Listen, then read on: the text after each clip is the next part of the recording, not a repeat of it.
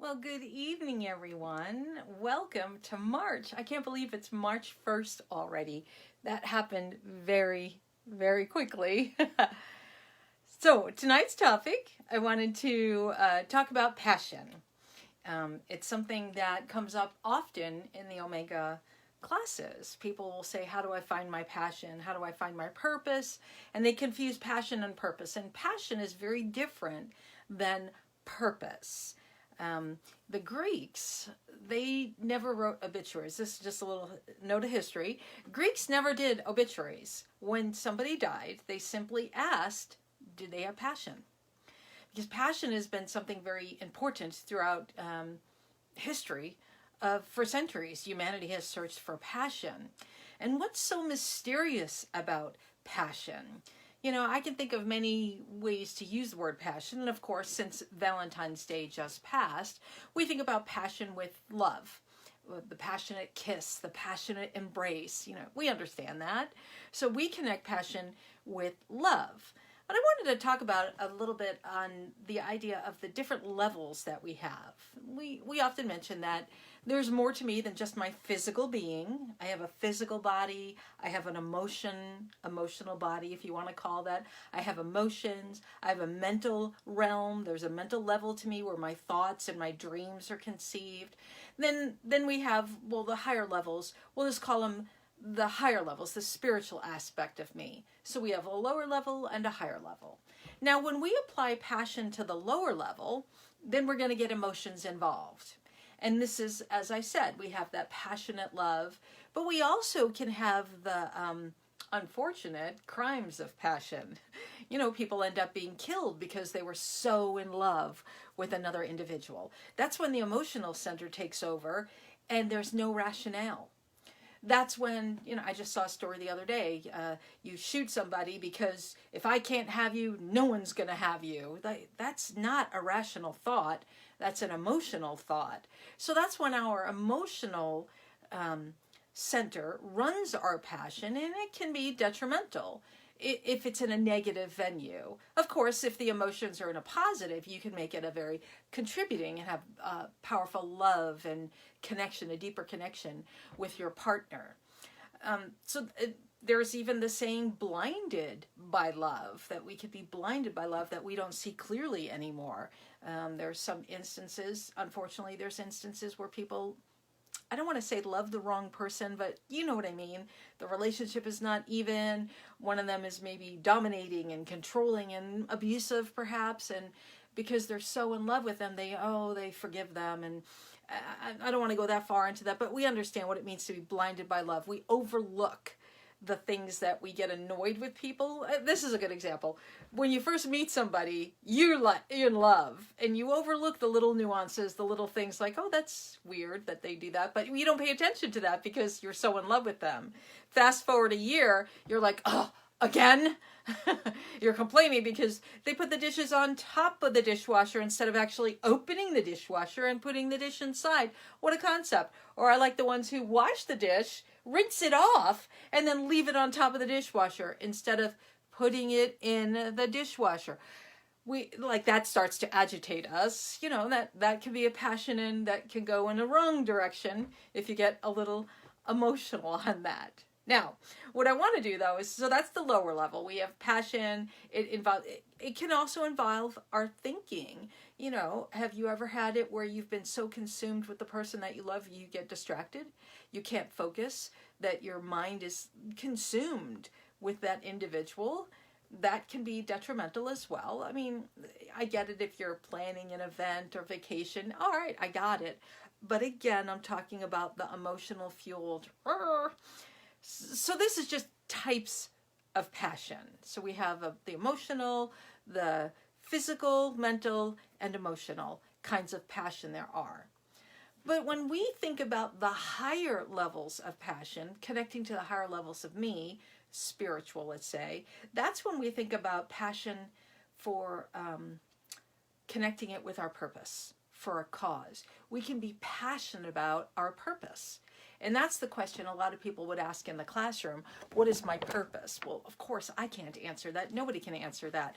Purpose is is a personal journey. It's an inner journey that you have to figure out why you're on this planet. Why are you here? But I do know passion is a force.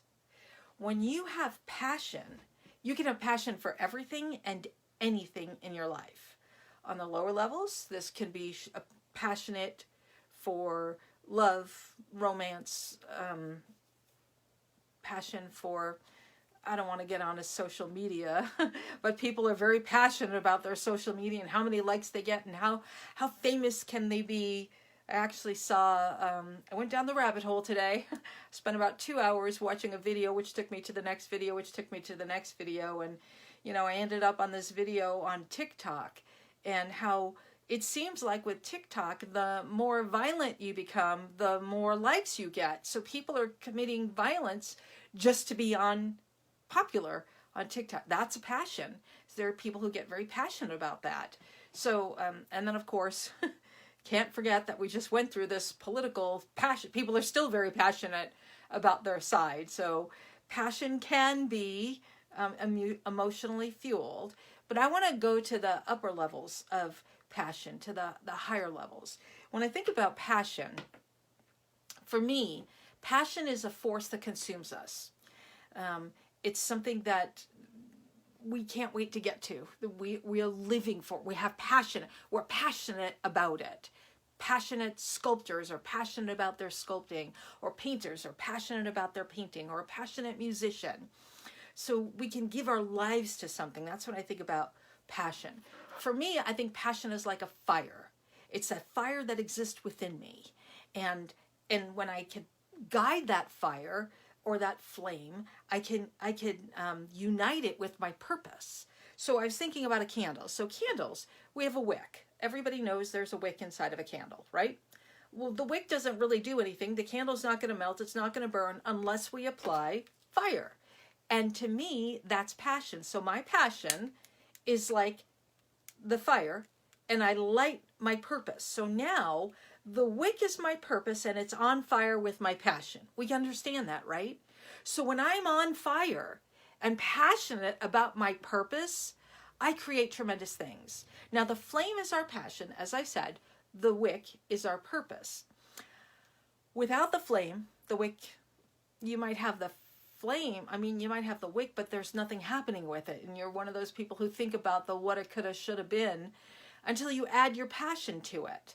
So as a person expands, then we become inseparable. Like our passion and purpose are inseparable. They are connected. Like right now, you really can't, I could see the wick and I could see the fire, but where the two of them meet, that's inseparable. They're together. And that's what happens when we apply our passion to our purpose. Once an individual finds that combination, they are unstoppable. They're not easily distracted. They are focused. They live their lives fully. Every moment matters. That's what happens when we ignite our purpose with our passion. Now, here's the thing that we have to be concerned about. That sounded fair warning, but here's something we would look out for. There are so many things to distract us on the outside world. We are so easily distracted. Like I said, I went down the rabbit hole 2 hours today, watching video after video, easily distracted.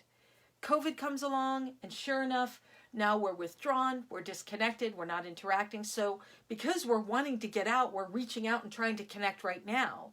There's so many things on the outside world that can distract us from continuing to our purpose, keeping our purpose alive. Maybe businesses, your purpose was a business and it went under because of COVID. Maybe your purpose was a book or a painting, anything that you wanted to do, and it went under because of COVID. An athlete, it went under because of COVID. You're not involved anymore because of COVID. So, and I don't want to keep saying COVID, but that's what happened in the last year, that we're faced with a new opportunity as we emerge from COVID, and hopefully this is going to be soon, but when we finally get to emerge and fully interact, I'm hoping that people are prepared. And it's not like the wild teenager who was sheltered as a child, and once they finally got free, they became this wild teenager, you know, very sheltered until they got out of high school, go to college, wild and berserk because they never had that opportunity or experience. I'm hoping that doesn't happen, that we've been closed behind doors for so long, blah, we're just going to go out and go wild. I'm hoping that we get prepared. And this is a good opportunity right now for us to start thinking about our purpose and passion. I'm certain you understand what I mean about being passionate. That you could give your life to, you get excited about it, you think about it, you're consumed by it. Unfortunately, a lot of people now are consumed with social media. That's their passion. Very passionate about their social media presence. Before social media, we used to have the carbon footprint that we'd be passionate about. There's passion at every movement. There's always passion behind it. Now, the thing I want to tie this to is, as we're searching for our passion, what ignites us, what it gets excited, it's an inner journey to connect it with our purpose. So when we go inside and think about our purpose, why am I here? What's the purpose of life? This is a very, very personal question. And as I said, no one really can answer it. And here's the catch. There's no one who's going to say yes or no to. You're never going to get anybody to say, yes, that's your purpose. No one going to have to say, no, that's not your purpose. It's us. So it has to come from the voice within. How do I find my purpose? I have to listen to that still voice. And when I apply my purpose and my passion, I can think about my still voice could be a little flickering flame that I have to fan it to get brighter and bigger. Or it could be this wild fire that I have to capture it and contain it and give it direction. Anything's possible, but you have to listen inside and you have to choose wisely. As I said, no one's going to know. But here's the beauty of this. You can choose a purpose, give your passion to it, and realize, nope, that wasn't it. And no one's going to penalize for you. It's not like someone's going to get a check mark. No, she failed there. That's not going to happen. So find something that you feel like you could give your life to and give your life to it. And if it doesn't work out, give your life to something else. Or maybe you retire from your purpose and then you have to find a new one. I was a massage therapist for 20 years. Carpal tunnel killed me. Killed my business, let's say. I had to stop. But that didn't mean I wasn't have a purpose anymore. Just have to find a different purpose now. And then direct your passion to that. So when it comes to purpose, the thing that I really want to remind us of is the levels that we have. And what kind of contribution do you want to make? Is your purpose for you, or is your purpose for a greater good? Is your purpose could be a mom. You could be a mom. That's a wonderful purpose. You're raising a child and bringing another human being onto this planet. Beautiful. Not everybody can do that. So being a parent, don't judge your purpose and compare it to other people's purposes. You have to go within and say, what do I here for? What am I good at? What am I contributing? Where do I want to put my energy? That's your purpose. And then you just put your passion in it. Again, like I said, passion can be that fire. And when you tie those two together, you are alive and it ignites within you. And the beautiful thing about that is whomever you're around, you ignite them. And they want to get inspired and want to either make a contribution to you or contribute in their own realm. So passion is contagious. That's why TED Talks are so beautiful. People get up there and they talk about the things that move them. They talk about their passion and their purpose, and you get inspired. I mean, look at the industry that TED Talks, they took over the idea. 15 minutes. All you need is 15 minutes. Geico? No. TED Talks. 15 minutes is all you need to inspire somebody and give a talk that captures someone's attention and ignites the flame within them. That's something that we can do. So when it comes back down to the passion, I was thinking today, sitting around for a year, kind of you feel passionless.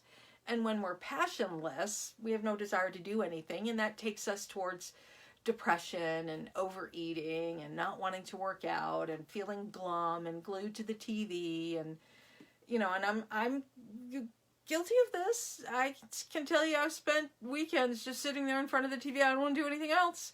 So we have that because of what we've just gone through. But then we think about, well, what do I want to do with the rest of my life? My husband and I were having a talk about this a couple of weeks ago, I think. We're talking about what's our purpose, you know, what contribution are we making? What do we do with our lives? And I've been thinking about this for a while. Every person on this planet, if every person on this planet has a purpose, that's billions of purposes that are either being filled or unfulfilled. Billions being filled and unfulfilled. So when I think about billions of purposes, that can be kind of intimidating. How do I know that my purpose is valuable? I mean, there's billions of purposes. How do I know that I have a purpose that's valuable? And I was thinking, I wonder that's why we're attracted to the social media and we're looking for the likes, because we're finding or we're seeking validity outside. And I am a huge fan of meditation, and I always think the best way to find an answer is to go inside. So I'm more of the internal processor. I'm the one who likes to go inside to search for my voice, I guess is what I would say. I used to like to say, if you think about this, our voice originates from inside of us. That's how we communicate with people. It comes from the inside out. And it's through our voice that we capture someone's attention. And that's internal.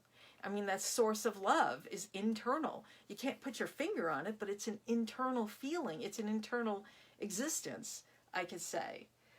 And that's what I think about for passion and purpose. It's internal. What do we do? How do we find it? Ask yourself these questions. What are you consumed with in your mind? In your mind, what do you think about every day? And does it have a higher vibration or a lower vibration? Is it something that's more focused on you or focused on others? Because I personally think purpose means the contribution to the whole. Whether it's a purpose in a family unit, in the community, in the country, on the planet. That's a purpose. And then you add your passion to it to make it ignite and burn brilliantly. So finding within, what is your mind consumed with? What do you first think about when you wake up? And what do you first think about when you go to sleep? Now, I'm going to laugh because I know a lot of people, the first thing they do, they grab their phone. The last thing they do, they have their phone. We got to break away from that. Then, what does your mind drift to throughout the day? Unfortunately, social media is going to be a lot of people's questions or answers on that one. What do you feel energetic about? That's something. What can you get excited about? Something you want to really share and talk to people with. What can you give your life to? And the other thing is, and the last thing to think about is, you'll know it when you find it. Personally, I feel that. You'll know it when you find it. When you sit inside, when you're quiet, and you go inside and you think about what the things that you've done, you'll know it. I used to do an exercise where I would have people write down all the things that they've done in their life so far. And then write down all the things they wanted to do in their life up to this point. And so you have all the things you've done and all the things that you've wanted to do. And you'll notice that the list of all the things you've done is much bigger than the things that you wanted to do. And then, of course, when you think about in the future, what you want to do is going to be larger because it hasn't happened yet. But consider where you are at this present moment. What are some of the things that you've done and versus the things you wanted to do? And typically, that list is much shorter. And very rarely will you find your purpose on that list. Your purpose is typically something you've already done because you've wanted to do it, because it was a part of you.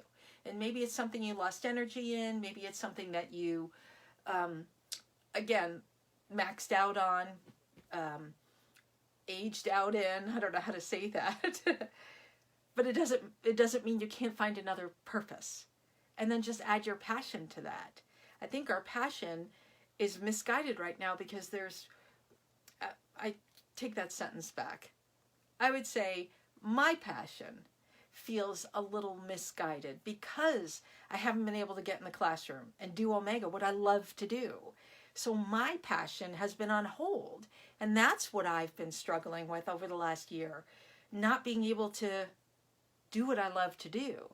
So I settle for things like this, or for writing, or some other way to make a contribution. But honestly, it's been a struggle. It really has been a struggle to keep that passion alive. how do I keep this alive? And, you know, the question has been for the last year and a half, how do I keep Omega alive without being connected with individuals? Hello, Joe. I see you said hi. How do I keep people connected? Oh, look, you just did that for me. How do I keep people connected? Boom. There's a hello. That was a good answer.